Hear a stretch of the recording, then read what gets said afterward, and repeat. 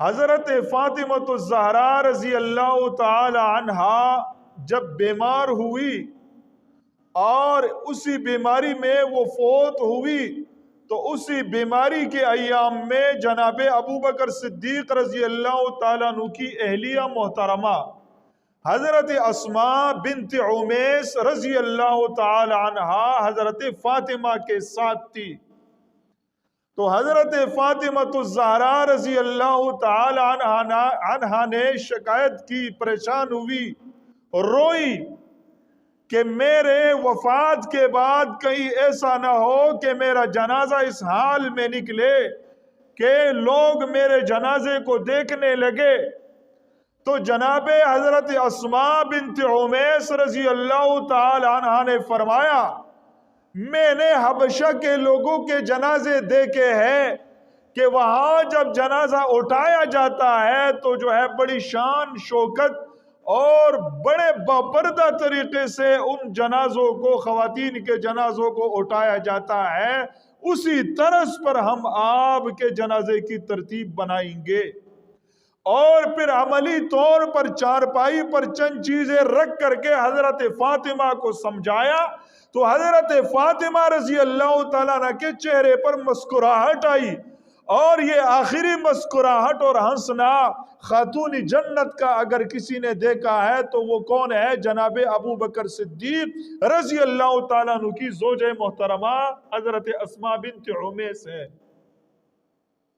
سامعین محترم، حضرت فاطمہ کے بیماری کے ایام میں حضرت علی المرتضی رضی اللہ تعالیٰ عنہ خلافت کے بعد ہی سے مسجد نبوی میں تشریف لاتے تو جناب ابو بکر صدیق رضی اللہ تعالیٰ عنہ کے پیچھے نماز پڑھتے، اور بیماری میں خصوصی طور پر حضرت ابو بکر اور حضرت عمر، حضرت علی سے حضرت فاطمہ الزہرا رضی اللہ تعالیٰ عنہ کی خیریت دریافت کرتے.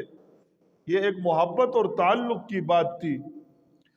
اور جب حضرت فاطمہ الزہرا رضی اللہ تعالی عنہ فوت ہوئی تو خاتون جنت کو، رسول اللہ صلی اللہ علیہ وسلم کے جگر کے ٹکڑے کو، حضرت علی المرتضی رضی اللہ تعالی عنہ کی زوج محترمہ کو غسل دینے کی جب بات آئی تو غسل دینے میں جو دو خواتین شریک تھی، ایک کا نام حضرت اسماء بنت عمیس ہے جو جناب ابو بکر صدیق کی اہلیہ ہے، زوجہ ہے، محترمہ ہے، اور دوسری حضرت سلمہ جو آپ علیہ السلام کی ایک غلام کی بیوی تھی.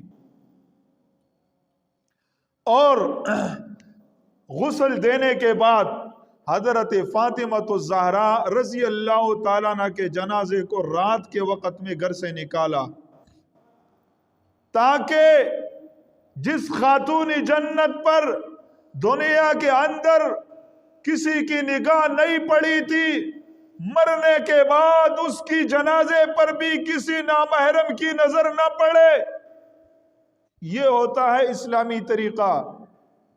خاتون جنت کے جنازے کو رات کے وقت میں نکالا گھر سے، رات کے وقت جنازہ پڑھا کر دفن کیا گیا تاکہ غیر لوگ خاتون جنت کے میت کو بھی نہ دیکھ سکے.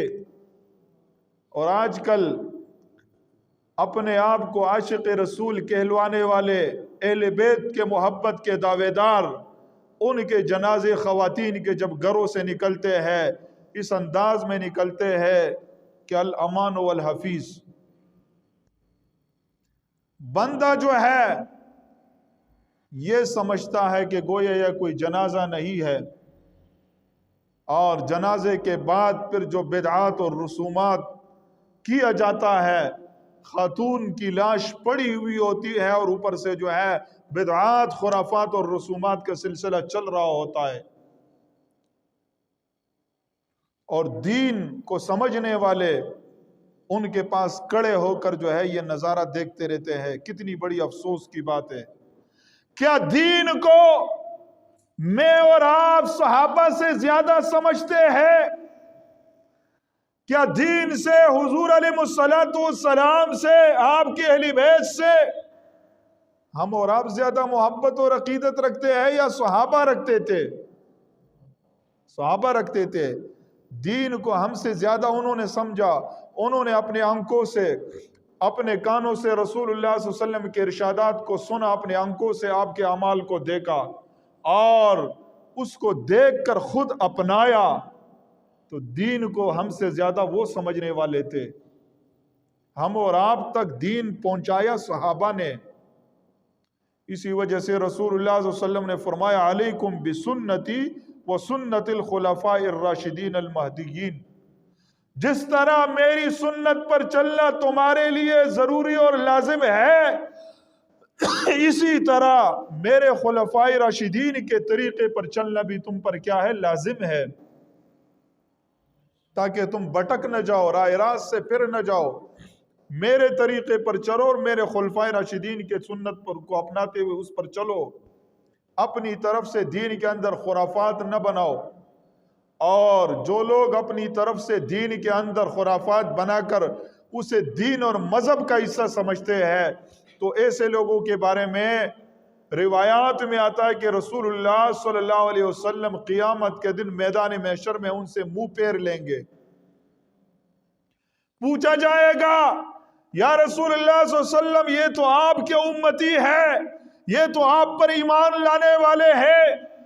تو رسالت آپ صلی اللہ علیہ وسلم کی طرف سے جواب آئے گا ہاں مجھ پر ایمان لائے، میری امت والے ہیں، لیکن میرے دنیا سے جانے کے بعد انہوں نے دین کے اندر نئی نئی چیزیں دین سمجھ کر ایجاد کیا تھا اور اس پر عمل کیا تھا. تو بدعات اور رسومات کے ایجاد کرنے والوں سے رسول اللہ صلی اللہ علیہ وسلم اپنے چہرے مبارک کو پھیریں گے.